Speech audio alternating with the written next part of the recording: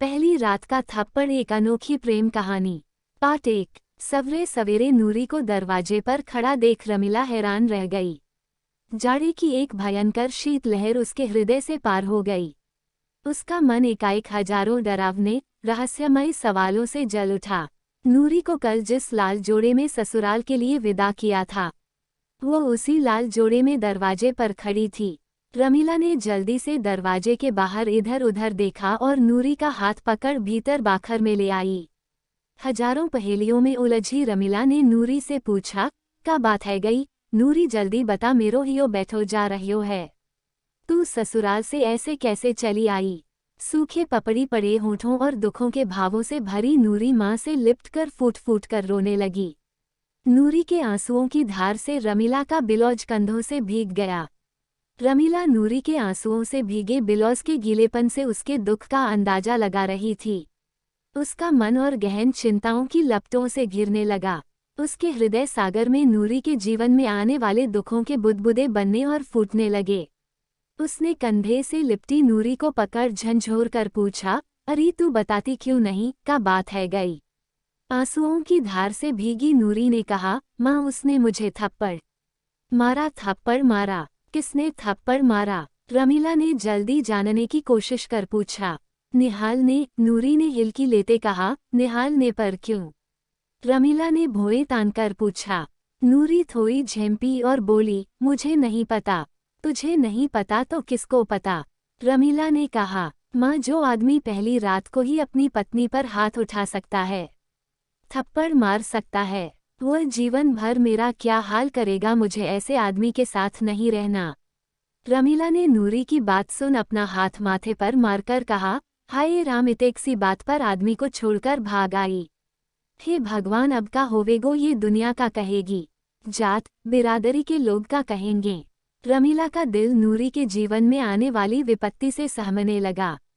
सूरज के ताप से सूखे तालाब की तरह रमीला के शरीर का रक्त नूरी के लिए फैसले के ताप से सूखने लगा।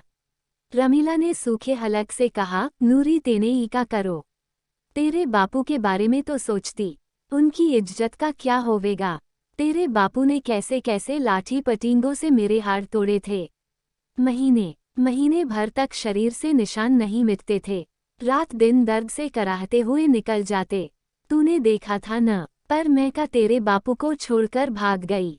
नहीं न। माँ की बातें चुप होकर सुन रही नूरी ने कहा, मुझे नहीं पता, मैं उस आदमी के संग नहीं रहूंगी। रमीला गुस्से से बोली, तूने तो सहज ही कह दियो कि उसके साथ ना रहूंगी, पर जब ये बात मोहल्ला पड़ोस में पतो लगेगी तो हम 9 हाथ जमीन में घट जाएंगे। इस बात का पता है न?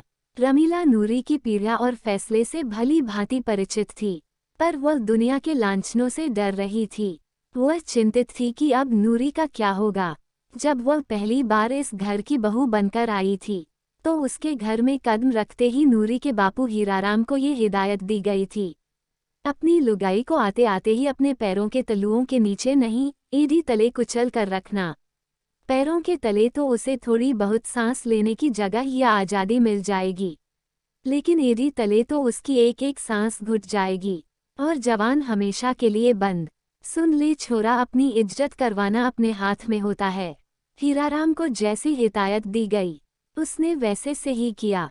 पहली रात को ही हीराराम ने रमीला की चोटी खींच 2 लात मारी थी। बाहर बैठी रमीला की सास कमलों के जिगर को सुआत पड़ रही थी। आखिर हीराराम वही कर रहा था जो वह चाहती थी। लुगाई को पहली ही रात में दबा लिया। उस दिन के बाद रमीला को बात बात पर दबाया जाता। जीवन में वह कभी खुद कोई फैसला न ले सकी। जरा सा बोलने की हिमाकत करती तो हीराराम उसके हाड़ तोड़ने भागता। रमीला मन ही मन खूब छटपटाती, लेकिन आखिर दब जाती। धीरे धीरे अपने अरमानों को कुचलने की उसे आदत पड़ गई। वह पुरुष समाज में औरत की पदवी को जान गई थी। उसे ज्ञात हो गया, पुरुषों से सुशोभित इस समाज में औरत का क्या मोल है। रमीला पूरे दिन धूप ताप में घर, खेत, भैंस, ढोरों के काम में कोल्हू का बैल बन पिसती। सास को तनिक भी चाय या किसी भी काम के लिए देरी हो जाती तो वह रो रो कर सारे बखाने हीराराम को सुनाती और वह उसे रुई की तरियां धुन देता। एक बार वह गुस्से में आकर अपने पीहर चली गई थी। उसे समाज का डर था, पर बेचारी क्या करती, कब तक सहन करती। वहाँ उसे परिवार और अड़ोस पड़ोस की औरतों ने समझाया, कहती चल बावरी, मार पिटाई करने पर ही तू अपने खसम को छोड़कर आ गई। अब क्या दूसरा ब्याह, दूसरा खसम करेगी? वह क्या तुझे सौंठ का सीधा मिलेगा? वह इससे भी बड़ा जानवर मिला तो कसम करेगी। चाची ने कहा, शादी के बाद एक लड़की पीहर में कब तक निभेगी, ये तो तुम भी जानती हो, इसलिए ससुराल ही चली जाओ, वहीं जाने में तुम्हारी भलाई है। इन सब बातों को सुन रमीला खुद ही ससुराल आ गई। जब महीने चढ़ गए तो उससे ज्यादा काम ना होता, दिन भर जी मिचलाता। काम में जरा सी ढील होते ही उसे बताया जाता, वह अकेली या अनोखी नहीं है जो लाला जनेगी। पूरी दुनिया की औरतें लाला जनती हैं, इसलिए ज्यादा 3-5 करने की जरूरत नहीं है, काम तो करना ही पड़ेगा। रमीला को पूरे 9 महीने में भी बैठने नहीं दिया गया। एक दिन कुएं से पानी लाते वक्त रमीला को घर के दरवाजे पर चक्कर आ गया और वहीं गिर गई। सिर पर रखी 2 छोटी बड़ी मटकी भड़ाम से फूट गई। एक हाथ में स्टील की छोटी कलसी और रस्सी थी। स्टील की कलसी दूर लुढ़क गई और पेंदे की जगह से दुचक गई। आवाज सुन कमलों बाहर आई और बोली, देखो कितेक धोंध कर रही है, मेरा कितना नुकसान कर दिया, मटकी फोड़ दी। इतना कहकर अंदर चली गई। रमीला दरवाजे पर पड़ी रही। शाम को हीराराम आया तो कमलों ने रोना शुरू कर दिया, देख तेरी लुगाई कैसे ढोंग विद्या रचकर सापन की तरह पड़ी है, कितना नुकसान कर दिया। बड़ी मुश्किल से मेले से मटके लेकर आई थी, हमने भी 9 महीने बच्चे अपनी कोख में पाले हैं, घर से लेकर बाहर का सारा काम भी संभाला, पर ऐसे ढोंग तो हमने न रचे।